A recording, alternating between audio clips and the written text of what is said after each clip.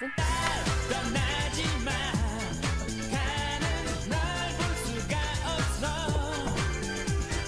네, 여러분 이쯤 아시죠? 예, 별걸 다 합니다. 모르세요? 아, 모르시면은 옛날에 요 노래방 좀 안 다니셨던 건데, 예, 날 떠나지 마. 다 아시죠? 우리 시대 얘기만. 그쵸? 이때 비닐바지 입었던 게 이 노래였나요? 제 시대는 아닙니다. 되게 성공네. 별 차이가 안 나는 걸로 알고 있는데. 자, JYP가 부릅니다. 날 떠나지 마. 얼마 전에 한 유튜브 채널에 나와서 저라면 이 가격에 이 주식을 사겠습니다. 그러면 어떻게 좀 대주주이니까 주식 뭐 매수 관련해서 공시를 좀 내고 사야 되는데 그런 움직임은 없는 것 같습니다. 이런 말 하는 거 이거 약간 주가 관련해서 좀 위험한 발언 아니에요? 그럼 이런 말 해도 돼요? 근데 이제 뒤에 전제를 달았잖아요. 뭐라고요? 이게 뭐 단기적으로 볼 게 아니라 3년 뒤, 5년 뒤를 보고 사라라는 걸로 이제 전제를 내일도 깔고. 모르는 게 인생인데. 그러게요. 네. 참 오늘 JYP 엔터테인먼트 주가가 많이 오르긴 하네요. 5% 가까이 지금. 이게 사라 그래서 이게 오른 건 아니겠죠? 모르겠어요. 그건 모르겠는데 네. 어쨌든 주식을 사라고 한 거는 박진영 PD만의 어떤 그 있잖아요. 특유의 자신감. 뭐 그런 것들을 좀 표현한 게 아닐까라고 생각을 하게 되는데 때마침 그 JYP 엔터에서 기르고 있는 스트레이트 키즈가 또 빌보드 차트에서 1위 했잖아요. 이번에 신곡 나온 네. 거. 이게 네 번째 지금 빌보드 1위거든요. 200에 1위에 올랐는데 지금까지 가장 많이 빌보드 200 1위에 오른 게 방탄소년단 6회 6번이었고요. 네. 스트레이트 키즈가 이번에 네 번째니까 스트레이트 키즈가 정말로 제2의 방탄소년단처럼 무럭무럭 성장을 해준다면 그거는 JYP 엔터테인먼트의 주가를 다시 평가해야 되는 그 그거 아닐까요? 재료 아닐까요? 몇 명이에요? 스트레이 키즈. 스트레이트 키즈입니다. 네. 스트레이 키즈예요. 아 죄송합니다. 스트레이 키즈. 굉장히 자신감 있게 예. 말씀하시네. 스트레이 키즈. 죄송합니다. 저기요. 스트레이트는 잘못된 표현이고요. 네. 스트레이 키즈입니다. 네. 사실 제가 방탄소년단 멤버 수를 제대로 안 것도 한 2년 정도밖에 안 됐거든요. 근데 제가 아직은 스트레이키즈 멤버 수를 몰라요. 그래서 제가 지금 사이트를 보니까 일단 7명이 넘고 8명이네요. 알고 계셨어요? 아, 예, 알고 있었습니다. 아, 그건 알고 계셨군요. 그만 물어보시고. 스트레이트로 알고 계셨어요? 아니, 지금 헷갈리게 하셔가지고 제가 스트레이트라고 알고 위스키를 있었죠. 스트레이트로 드시나 봐요? 예, 그만하도록 하겠습니다. 네. 자, 이런 말을 해서 오르는 건지 아니면 정말 우리 많은 개인 투자자분들께서 그동안 많이 빠질 만큼 빠져서 이제는 담을 만한 그런 가격대다라고 생각해서 오르는 건지 아니면 뭐 엔토즈 전반적으로 좋으니까 오르는 건지 모르겠습니다. 김종효 고수님께서 보시기에는 이러한 발언 뒤에 오늘 이러한 상승 어떻게 보십니까? 일단 그 발언의 효과보다는 뭐 공교롭게 그 발언의 그 시작점 자체가 주가 움직임과 조금 뭔가 결부된 것 같아서 그런 효과가 있다라고 볼 수 있겠지만 저는 또 본질적으로는 이 기업의 지금 주가나 실적이 크게 변하지 않았는데 일단 주가가 뭐 크게 빠졌던 점이 반등의 근거라고 판단하고 있고요. 네. 그 다음에 이제 가장 기대를 모았던 비처라고 하는 미국 프로젝트가 아직 굉장히 애매하죠. 의미 있는 결과를 얻은 것도 아니고 그렇다고 의미가 없다라는 결과일 수도 없는 이 상황 속에서 계속 이제 충돌하는 거죠. 지금 밸류 비싸다라고도 평가할 수 있고 만약에 비처가 지금 뭐 스트레이키즈가 하는 것처럼 뭐 핫백이나 빌보드 200에서 수익권을 차지할 수 있고 콘서트에서 꽤 많은 돈을 벌어들일 수 있다면 그러면 또 숫자는 달라지는 것이니까요. 그래서 박진영 PD가 얘기한 핵심 포인트는 우리가 원래 생각했던 대로 우리나라 사람을 우리나라에 대비시켜서 돈을 버는 것에서 외국 사람들을 데려와서 우리나라에서 돈을 버는 것으로 1단계가 갔고 2단계는 그 나라에서 그 나라 사람들을 데려다가 만드는 것을 일본에서 일단 성공시켰단 말이죠. 니즈라는 그런 팀을. 그 다음에 이제 니즈뿐만 아니라 니즈라고 하는 남자 팀도 이제 곧 데뷔를 시킬 것으로 알려져 있고요.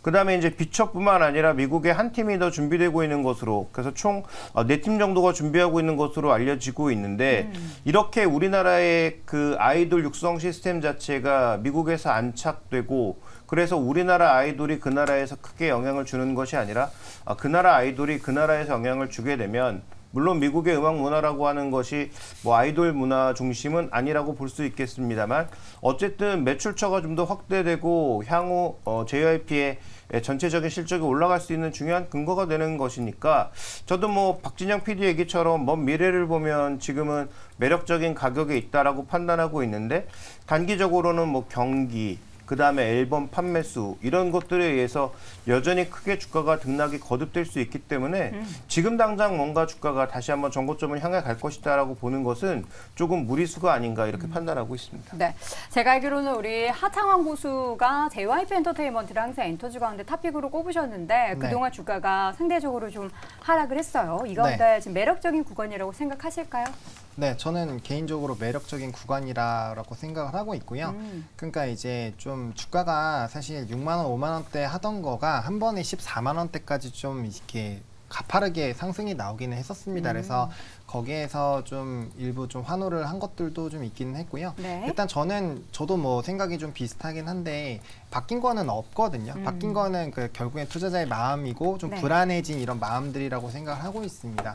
사실 이제 연초에 역대급으로 음반이 잘 판매가 된 거가 이게 과연 유지가 될까라는 좀 물음표가 일단은 이제 상반기부터 엔터 섹터들을 조금 힘들게 만드는 그런 요인들이 됐다라고 보시면 좋을 것 같고 원래는 이제 상반기가 앨범을 판매하고 하반기가 이제 그 오프라인 콘서트로 진행을 하기 때문에 영업이익률은 좀 떨어질 수밖에 없어요. 왜냐하면 이제 대관도 해야 되고 뭐 하다 보니까 대신에 이제 MD 매출이 좀 격하게 붙어줄 수 있기 때문에 전체적인 매출액 자체는 좀 높아질 수 있습니다. 근데 지금 문제가 뭐냐면 중간에 뭐 마약이라는 좀 이런 이슈들도 좀 있기도 했고요. 결국엔 이제 내년에도 과연 이 음반 판매가 유지가 될 거냐에 대한 물음표가 상당히 많은 상황인데 최근에 좀 기대를 했었던 뭐 레드벨벳이나 뭐 이제 에스파 같은 좀 유명한 그룹들인데도 불구하고 앨범 판매가 상당히 좀 부진한 상황이거든요. 그러니까 그러면은 이런 이제 그룹들이 다 잘 돼줘야 이게 전반적인 이런 음반 판매가 잘 될 텐데 이미 조금 유명한 그룹들이 컴백을 했음에도 불구하고 잘 안 돼서 그 기대감이 조금 더 꺾이면서 최근에 좀 낙폭을 키웠다라고 보시면 좋을 것 같습니다. 근데 저는 이런 음반이나 음악 같은 경우는 사실 이제 문화잖아요. 문화 같은 경우는 한번 빠져들면 사실 그거 빠져나오기가 쉽지 않거든요. 뭐 대부분 좋아하시는 애착 노래들도 있을 거고 한번 그 음악에 좀 드리고 이제 좀 팬덤 물론 남자들은 잘 돈을 안 쓰지만 여성분들은 계속적으로 이렇게 잘 쓰시더라고요. 그래서 그런 부분에서 봤을 때 과연 정말 음반이랑 이런 판매량들이 안 나올까라는 부분에 좀 물음표가 있고 최근에 이제 콘서트 흥행한 것들 보시면 뭐 다 결과치가 뭐 엄청나거든요. 뭐 블랙핑크도 뭐 거의 3천억 원 이상을 벌어들이기도 했고요. 그러니까 그런 걸 봤을 때 과연 이런 추가적인 판매들이 안 나올까라는 부분에서의 물음표가 있고 만약에 그 부분에서만 조금 좀 올해보다 과하게 떨어지지 않는 수준으로만 유지가 돼도 주가는 어느 정도는 충분히 반등이 나올 수 있지 않을까. 왜냐면 고점 대비 벌써 한 40~50%가 빠졌기 때문에 이거는 좀 과하지 않나라는 개인적인 좀 생각이 있습니다. 네. 과연 그렇다면 엔터주 가운데 JYP 엔터테인먼트를 탑픽으로 봐야 할까 궁금한데 테이버 고수는 어떻게 보십니까? 일단 저는 뭐 2017년 이후로 주가를 보시면은 JYP가 단연 탑픽이다. 그리고는 또 하나의 축으로는 하이브를 볼 수 있다라고 말씀을 드리고 싶은데 지금 반등 같은 경우는 낙폭 과대에 따른 단기적 기술적 반등이라고 보시는 게 좀 더 맞을 것 같습니다. 지금 왜냐 그러면은 JYP 엔터 같은 경우는 주봉을 기준으로 보시면은 60주선에 정확하게 닿은 상황에서 여기에서 공교롭게도 이제 CEO가 나와서 이야기를 했고 그리고는 빌보드 1위 소식이 들리면서 9만 원이라고 하는 그 지지선에서 지금 반등을 주고 있는 모양새거든요. 그럼 이런 상황에서 좀 더 장기적으로 놓고 보시면은 지금 그래서 우리나라 K-팝이 잘 될 것이냐 그리고는 이 부분에서 어찌 보면은 뭐 10만 원, 11만 원대라고 하는 이런 기술적인 저항선을 뚫고 올라갈 것인가 좀 더 지켜봐야 되는 부분이고 이런 부분에서 대주주도 말했습니다. 3년에서 5년 보면은 우리 기업 투자할 만하다. 말 그대로 K-팝이 앞으로 더 성장을 할 거라고 하는 거고 본인들이 준비 중인 그런 그룹들이 계속해서 확장이 될 거고요. 작년 같은 경우는 트와이스가 재계약을 했습니다. 그리고는 뭐 내년 같은 경우에는 있지가 재계약을 하는 걸로 알고 있는데 그런 재계약설 같은 게 이제 원만하게 해결이 되면은 그 이후에 콘텐츠는 무한히 확장할 수 있습니다. 지금 우리가 유튜브만 보시더라도 브이로그가 엄청나게 조회수가 많이 나오고 있고 이걸 통해서 또 다른 사업할 또 다른 비즈니스 모델이 이제 만들어지고 있다 보니까 이런 부분에서 좀 더 장기적으로 콘텐츠 콘텐츠 다변화를 노리고 있다라고 보시면 될 것 같습니다. 그래서 저는 단기로는 기술적이다. 하지만 장기적으로는 여전히 우리나라의 이제 엔터 시장은 우상향할 수 있다. 이렇게 말씀을 드리고 싶습니다. 알겠습니다. 그 자, 얼마 이렇게, 전에 네. 그 방시혁 의장하고 박진영 PD가 유퀴즈 모 나왔잖아요. 프로그램에 나와서 네. 얘기한 걸 들으면 핵심을 두 가지를 짚고 있는데 K-팝 팬의 그 전반적인 핵심 포인트는 한 가지라는 거죠. 굉장히 매니악하다. 그다음에 굉장히 충성도가 높다. 그래서 외국인임에도 불구하고 한국어 가사까지 따라 부를 정도로 굉장히 이제 몰입도가 높다는 거죠.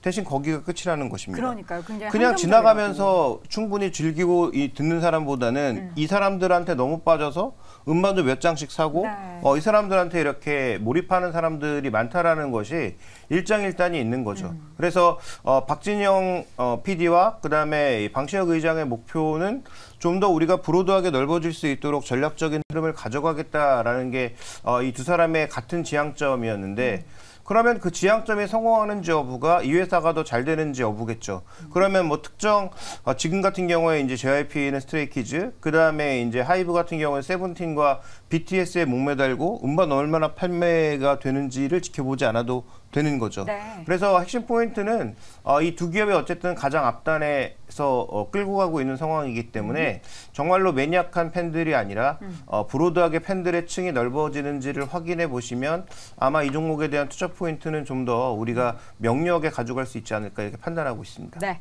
자, 이렇게 해서 오늘 엔터주 그 가운데 있어서 JYP 엔터테인먼트에 대해서 자세하게 확인해봤고요. 네 분의 의견 한 줄평으로 다시 한번 정리해봅니다. 자, 김종혁 고수 JYP 미국에서마저 성공하면이라는 단서 붙이셨고요. 손석우 고수는 K-팝의 폼은 여전하다라는 믿음, 그리고 하창원 고수는 바뀐 것은 투자자들의 마음뿐이다. 엔터 성장이 지속된다. 그리고 테이버 고수 대주주도 3년 뒤를 외쳤다. 길게 보자라고 의견을 남겼습니다. 자, 오늘 짱탑5 함께하고 있습니다. 이어지는 3위 주제 확인해 볼까요?